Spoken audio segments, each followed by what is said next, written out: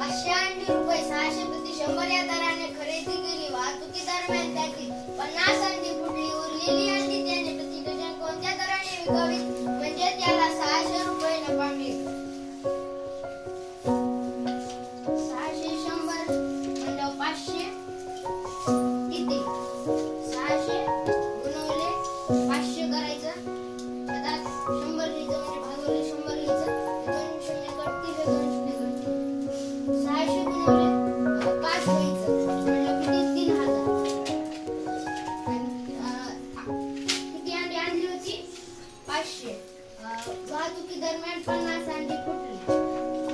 50 इथं म्हणलं त्याला त्याच्याकडे 450 अंडी शिल्लक राहिली आणि त्याला किती नफा पाहिजे?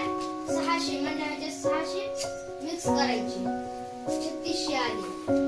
3600 आले आणि 450 म्हणजे याला 450 भाग द्यायचा.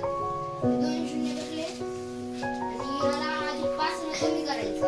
5 7 35 5 2 10 5 9 45 9 8 भाग. किती अंड्याची किंमत? 8 रुपये आली म्हणल्यावर प्रति डझन म्हणजे 12 अंड्यांची किंमत किती? त्याला 12 ने गुणायचं. उत्तर म्हणलं 12